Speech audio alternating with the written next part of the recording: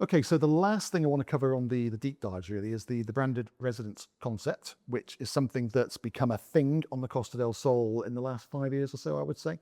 A lot of big lifestyle brands, fashion brands, car brands, who knew, coming onto the scene. What's your take on it all? Well, it's not just a thing on the Costa del Sol, I think globally.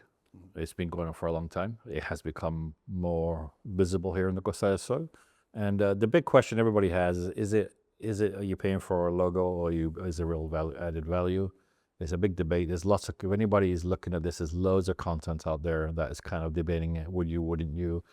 Do you want to buy a Lamborghini residence? Would you want to buy a Dolce Gabbana? I mean, what do they know about houses? The real split, I mean, there's probably 2 or 3 things I could say about that just to be helpful.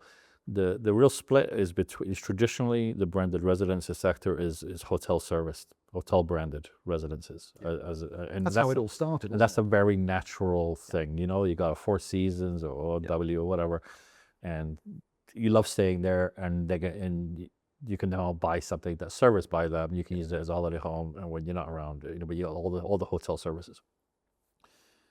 Then you sort of start having the advent of like fashion houses and designers and things like that also do branded residences. And that's really what we saw first here in Costa del Sol.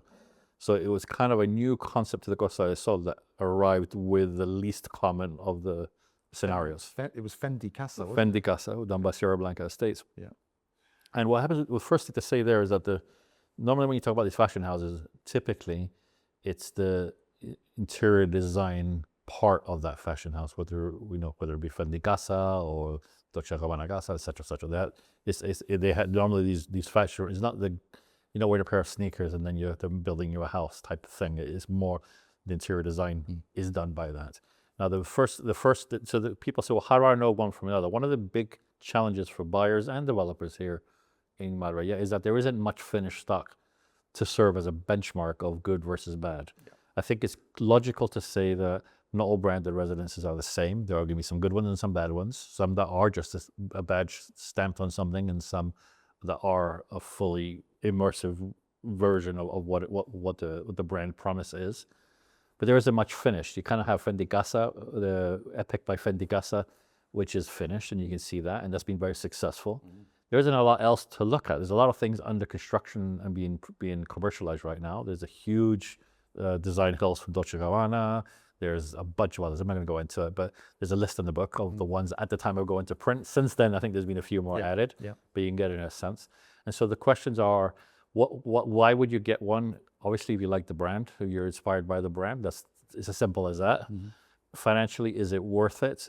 Typically, the number that's thrown around is like about a 30% upsize in value on something for the branded versus the equivalent of unbranded. But then how do I know whether it is just a badge or not? There's a few tips I think I would put in there based on all the research I've done.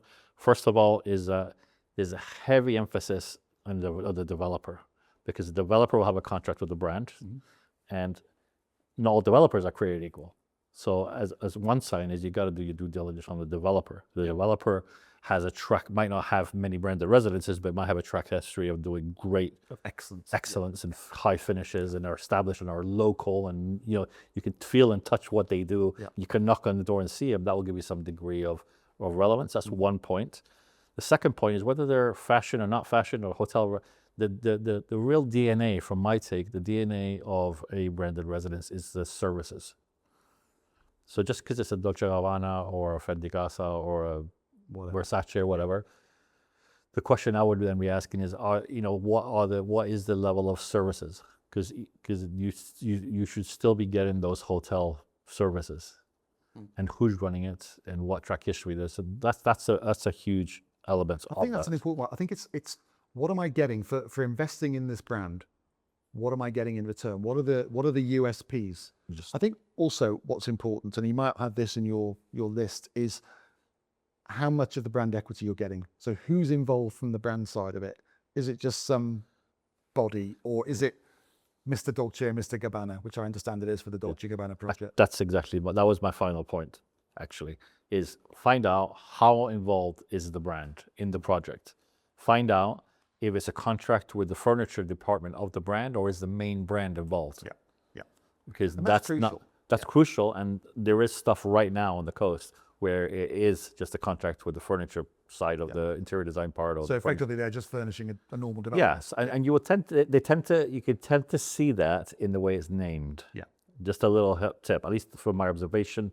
Don't sue me, but it's like the elite suites furnished by Fata.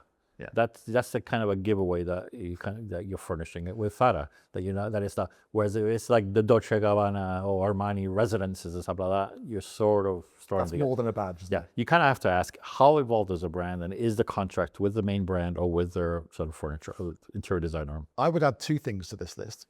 Next one would be brand reputation, because you can invest in a brand today that might have its reputation tarnished in 5 or 10 years' time by something. I don't know. Maybe a fashion house delivers a really awful collection and ends up on hard times, and all of a sudden you've got one of their branded residences. So that can happen, unlikely, but can. So you're investing in the long-term respectability of that brand. And the second one is not to get seduced just by the brand, because we've got branded residences here, 5-star brands, but in 3-star locations. That I think would be the final piece of advice. I mean, that's a big one, yeah. because you've got to stick to the fundamentals of property buying, and that is location, location, location. So don't get seduced into buying something where you're spending an awful lot of money in an area that's never going to support those prices. I couldn't say it better also. Yeah. But it is a thing, and it's going to grow, branded. But you just got to go into it with your eyes open, but your brain engaged.